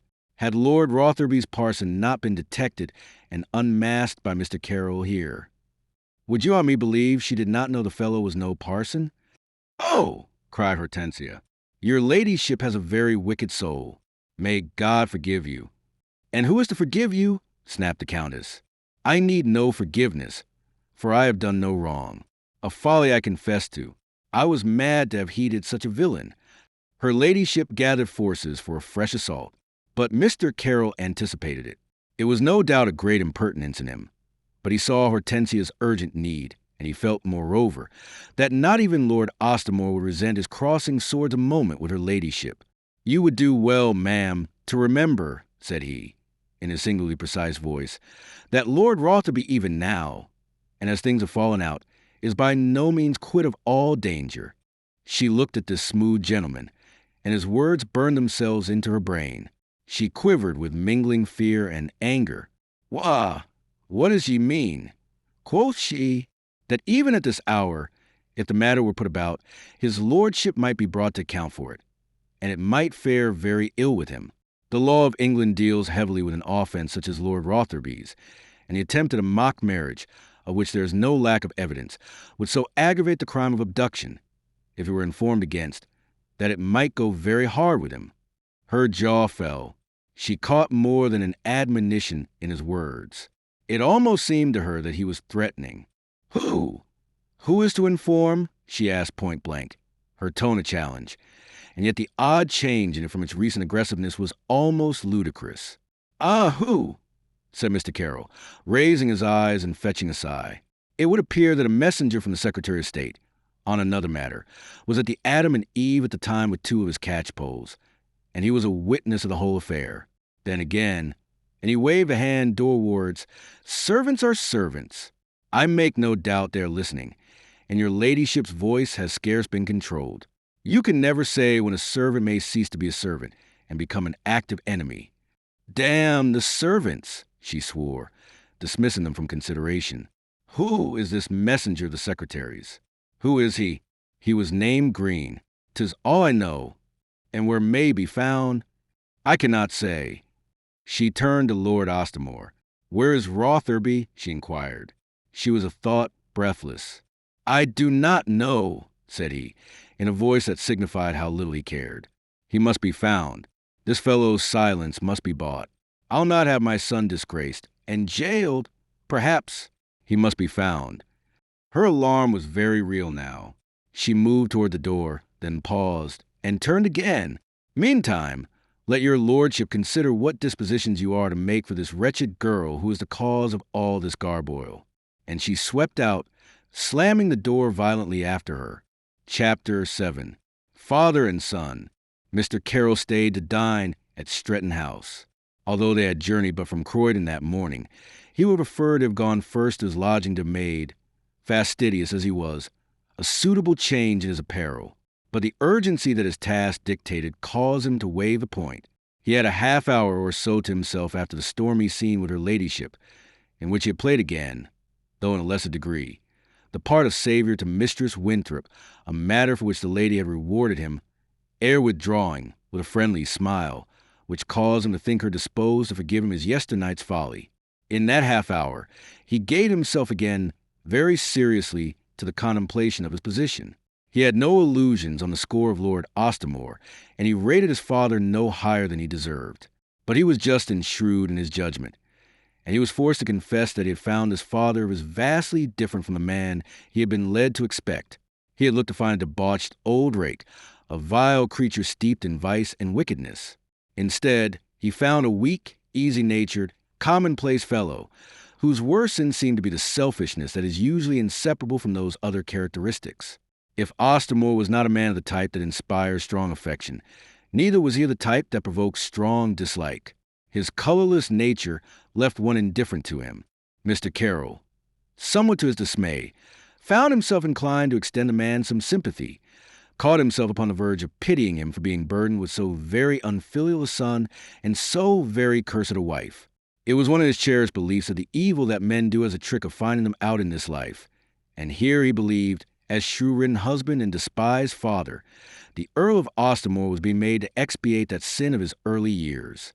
Another of Mr. Carroll's philosophies was that, when all is said, man is little of a free agent. His viciousness or sanctity is temperamental, and not the man but his nature, which is not self-imbued, must bear the responsibility of a man's deeds, be they good or bad. In the abstract, such beliefs are well enough. They are excellent standards by which to judge where other sufferers and ourselves are concerned. But when we ourselves are touched, they are discounted by the measure in which a man's deeds or misdeeds may affect us. And although to an extent this might be the case now with Mr. Carroll, yet in spite of it, he found himself excusing his father on the score of the man's weakness and stupidity, until he caught himself up with the reflection that this was a disloyalty to Everard, to his training, and to his mother. And yet he reverted. In such a man as Ostermore, sheer stupidity, a lack of imagination, of insight into things as they really are, a lack of feeling that would disable him from appreciating the extent of any wrong he did, seemed to Mr. Carroll to be extenuating circumstances. He conceived that he was amazingly dispassionate in his judgment, and he wondered was he right or wrong so to be. Then the thought of his task arose in his mind, and it bathed him in a sweat of horror. Over in France he had allowed himself to be persuaded, and had pledged himself to do this thing. Everard, the relentless, unforgiving fanatic of vengeance, had, as we have seen, trained him to believe that the avenging of his mother's wrongs was the only thing that could justify his own existence. Besides, it had all seemed remote then, and easy as remote things are apt to seem. But now that he had met in the flesh this man who was his father, his hesitation was turned to very horror. It was not that he did not conceive, in spite of his odd ideas upon temperament and its responsibilities, that his mother's wrongs cried out for vengeance, and that the avenging of them would be a righteous, fitting deed. But it was that he conceived that his own was not the hand to do the work of the executioner upon one who, after all, was still his own father. It was hideously unnatural. He sat in the library, awaiting his lordship and the announcement of dinner. There was a book before him, but his eyes were upon the window, the smooth lawns beyond, all drenched in summer sunshine, and his thoughts were introspective. He looked into his shuddering soul and saw that he would not do the thing which he was come to do. He would await the coming of Everard to tell him so. There would be a storm to face, he knew, but sooner that than carry this vile thing through. It was vile, most damnably vile, he now opined. The decision taken, he rose and crossed the window. His mind had been in travail. His soul had known the pangs of labor. But now that this strong resolve had been brought forth, an ease and peace were his that seemed to prove to him how right he was. How wrong must aught else have been? Lord Ostermore came in. He announced that they would be dining alone together. Her ladyship, he explained, has gone forth in person to seek Lord Rotherby. She believes that she knows where to find him. In some disreputable haunt, no doubt, whither her ladyship would have been better advised to have sent a servant. But women are wayward cattle, wayward, headstrong cattle. Have you not found them so, Mr. Carroll?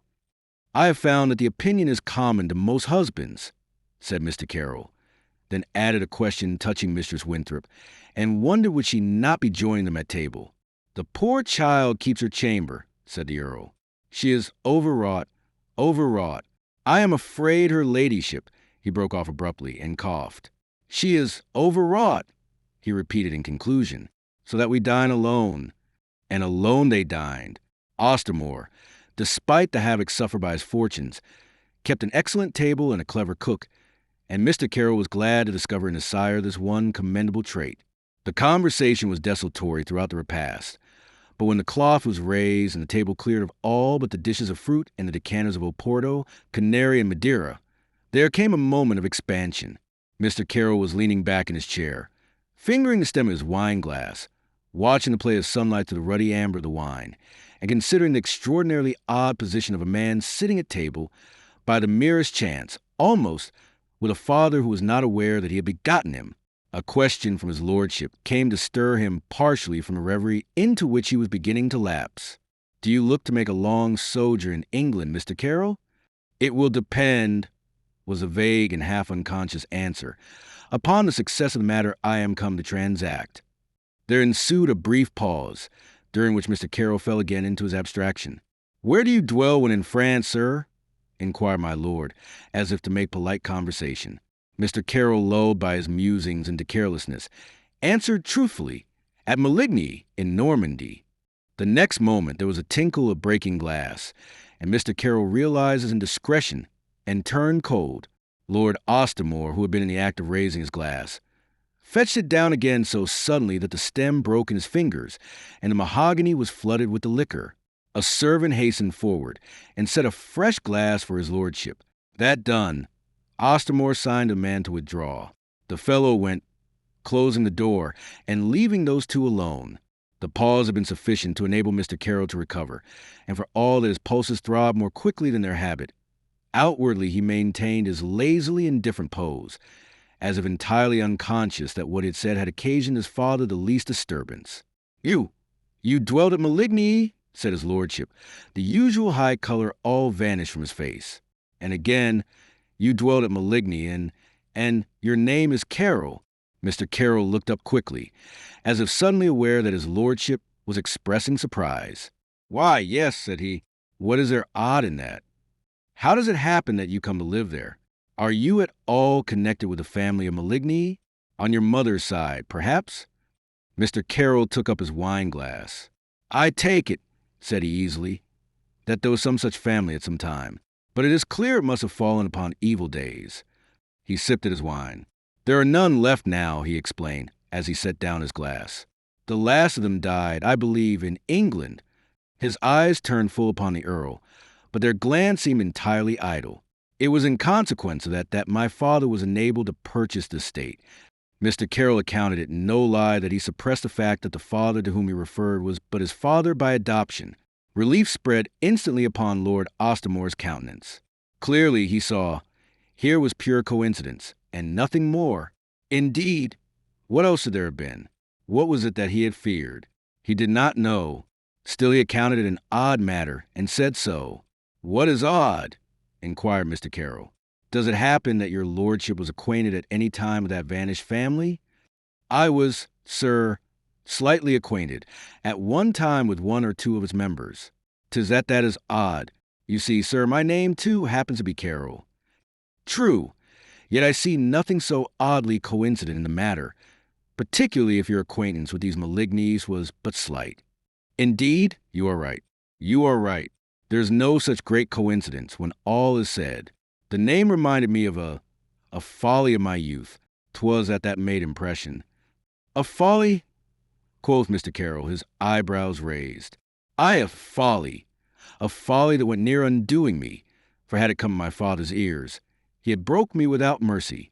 He was a hard man, my father, a Puritan in his ideas.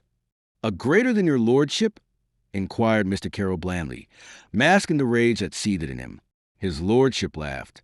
You're a wag, Mr. Carroll, a damned wag. Then reverting to the matter that was uppermost in his mind. 'Tis a fact, though, 'pon honor, my father would ha' broke me. Luckily she died. Who died?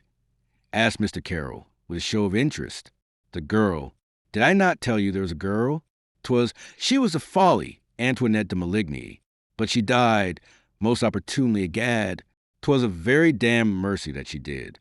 It cut the what ye call it, not? The Gordian knot, suggested Mr. Carroll. Aye, the Gordian knot. Had she lived and had my father smoked the affair, gad, he would ha' broke me. He would so, he repeated, and emptied his glass.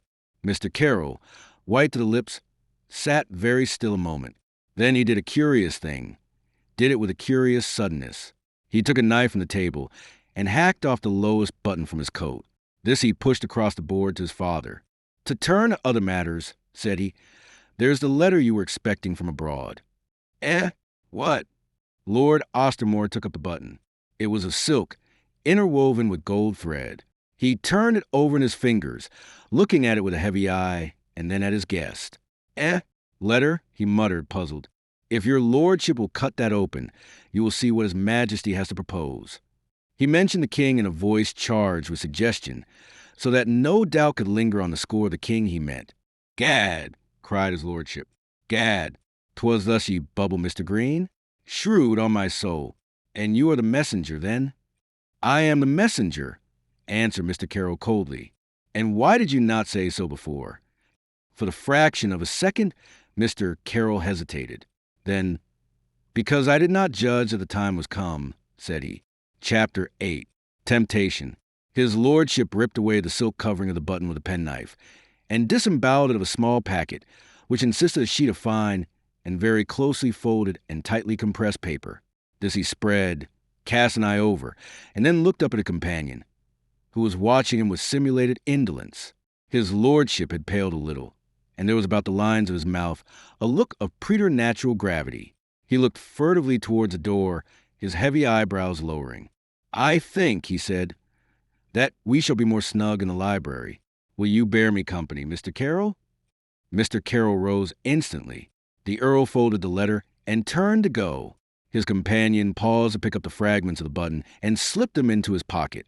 He performed the office with a smile on his lips that was half pity, half contempt. It did not seem to him that there would be the least need to betray Lord Ostermore once his lordship was wedded to the Stuart faction. He would not fail to betray himself through some act of thoughtless stupidity, such as this. In the library, the door and that of the anteroom beyond it, carefully closed, his lordship unlocked a secretaire walnut, very handsomely inlaid, and, drawing up a chair, he sat down to perusal the king's letter. When he had read it through, he remained lost in thought a while. At length he looked up and across towards Mr. Carroll, who was standing by one of the windows. You are no doubt a confidential agent, sir, said he, and you will be fully aware of the contents of this letter that you have brought me. Fully, my lord, answered Mr. Carroll, and I venture to hope that His Majesty's promises will overcome any hesitation that you may feel. His Majesty's promises? Said my lord thoughtfully. His Majesty may never have a chance of fulfilling them. Very true, sir, but who gambles must set a stake upon the board. Your lordship has been something of a gamester already, and, or so I gather, with little profit. Here is a chance to play another game that may mend the evil fortunes of the last. The Earl scanned him in surprise. You are excellent well informed, said he, between surprise and irony. My trade demands it. Knowledge is my buckler. His lordship nodded slowly and fell very thoughtful, the letter before him, his eyes wandering ever and anon to con again some portion of it. It is a game in which I stake my head, he muttered presently. Has your lordship anything else to stake? Inquired Mr. Carroll. The Earl looked at him again with a gloomy eye and sighed, but said nothing. Mr. Carroll resumed. It is for your lordship to declare, he said quite coolly, whether His Majesty has covered your stake. If you think not, it is even possible that he may be induced to improve his offer. Though if you think not, for my own part one consider that you set too high a value on that same head of yours. Touched in his vanity, Ostermore looked up at him with a sudden frown. You take a bold tone, sir, said he, a very bold tone. Boldness is the attribute next to knowledge most essential to my calling, Mr. Carroll reminded him. His lordship's, I fell before the other's cold glance, and again he lapsed into thoughtfulness, his cheek now upon his hand. Suddenly he looked up again. Tell me, said he, who else is in this thing? Men say that Atterbury is not above suspicion. Is it? Mr. Carroll bent forward to tap the king's letter with a rigid forefinger. When your lordship tells me that you are ready to concert upon embarking your fortunes in this bottom, you shall find me disposed, perhaps, to answer questions concerning others. Meanwhile, our concern is with yourself. Dons and the devil, swore his lordship angrily. Is this a way to speak to me? He scowled at the agent. Tell me, my fine fellow, what would happen if I were to lay this letter you have brought me before the nearest justice? I cannot say for sure, answered Mr. Carroll quietly, but it is very probable it would help your lordship to the gallows. For if you will give yourself the trouble of reading it again and more carefully, you will see that it makes acknowledgment of the offer of services you wrote His Majesty a month or so ago. His lordship's eyes dropped to the letter again. He caught his breath in sudden fear. Were I your lordship, I should leave the nearest justice to enjoy his dinner in peace, said Mr. Carroll, smiling. His lordship laughed in a sickly manner. He felt foolish, a rare condition in him, as in most fools. Well, well, said he gruffly, the matter needs reflection. It needs reflection. Behind them the door opened noiselessly, and her ladyship appeared in cloak and wimple. She paused there, unperceived by either, arrested by the words she had caught, and waiting in the hope of hearing more. I must sleep on, at least, his lordship was continuing. 'Tis too grave a matter to be determined thus in haste.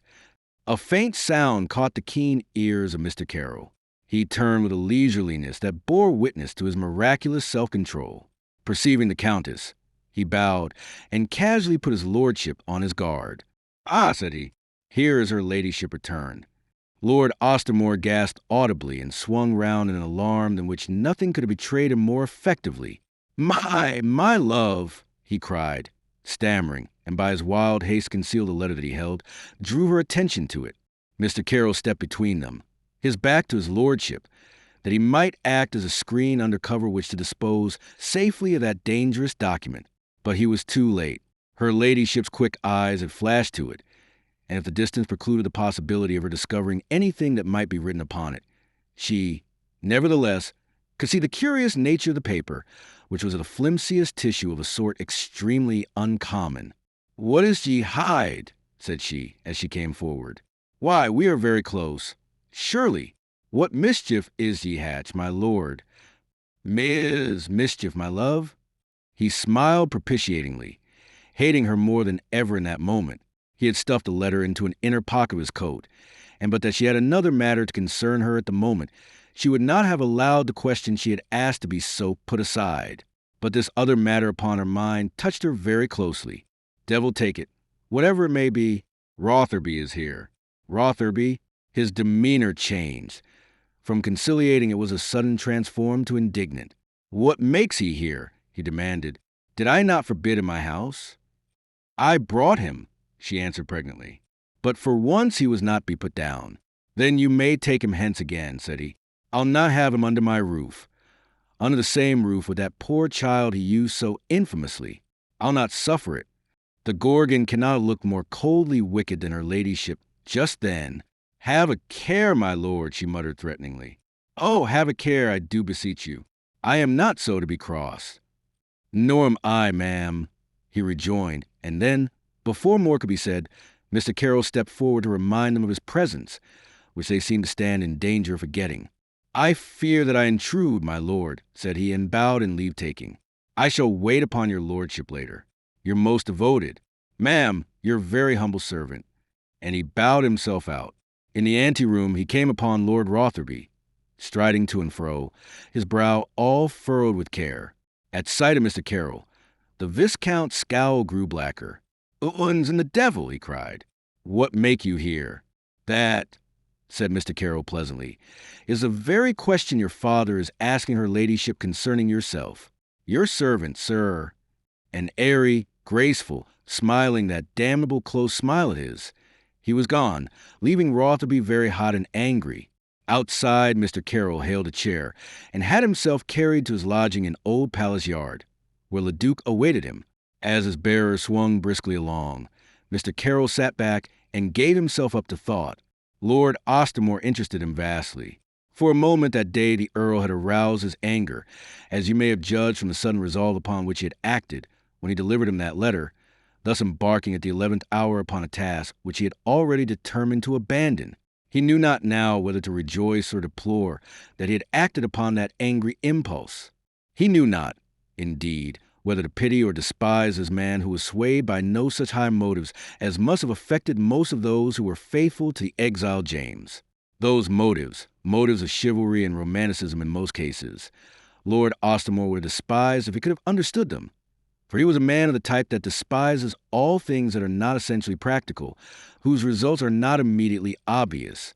Being all but ruined by his association with the South Sea Company, he was willing for the sake of profit to turn traitor to the king de facto, even as 30 years ago, actuated by similar motives, he had turned traitor to the king de jure.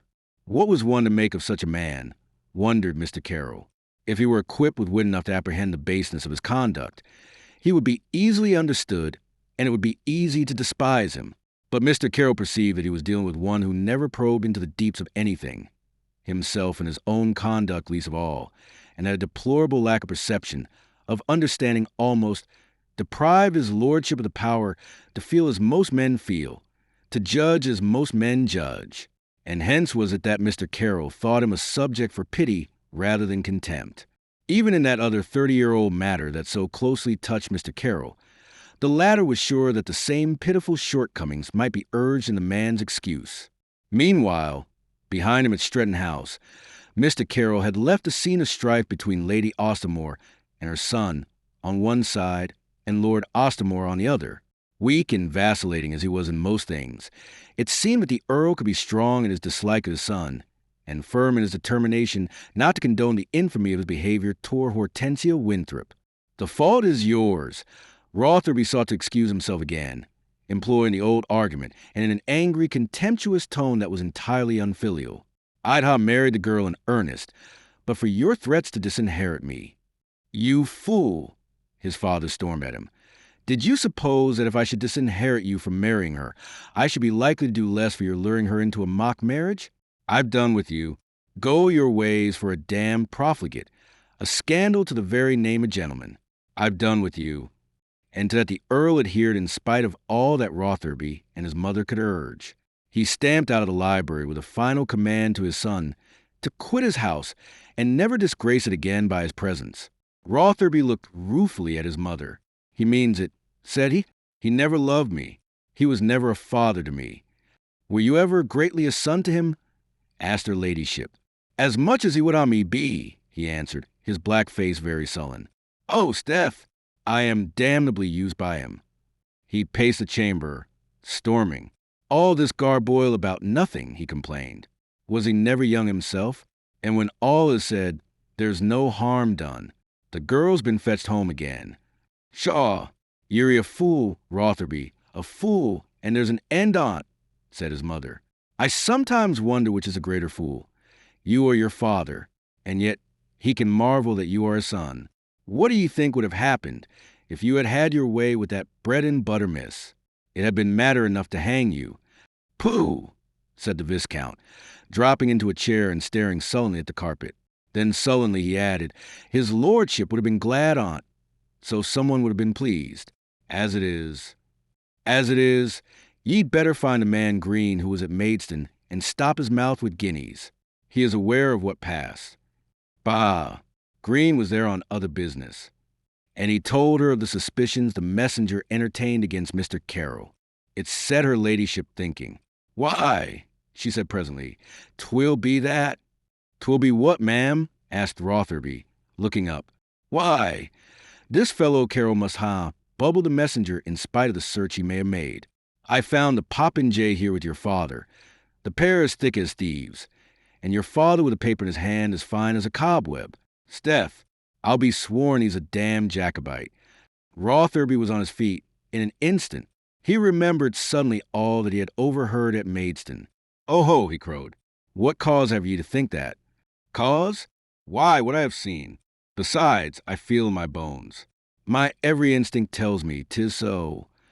If you should prove right, if you should prove right, Deaf, I'd find a way to sell the score of that pert fellow from France, and to dictate terms to his lordship at the same time. Her ladyship stared at him. Ye're an unnatural hound, Rotherby. Would you betray your own father? Betray him? No, but I'll set a term to his plotting. Egad, has he not lost enough in the South Sea bubble, without sinking the little that is left in some wild goose Jacobite plot? How shall it matter to you, since he's sworn to disinherit you? How, madam? Rotherby laughed cunningly. I'll prevent the one and the other, and pay off Mr. Carroll at the same time. 3 birds with 1 stone, let me perish. He reached for his hat. I must find this fellow Green.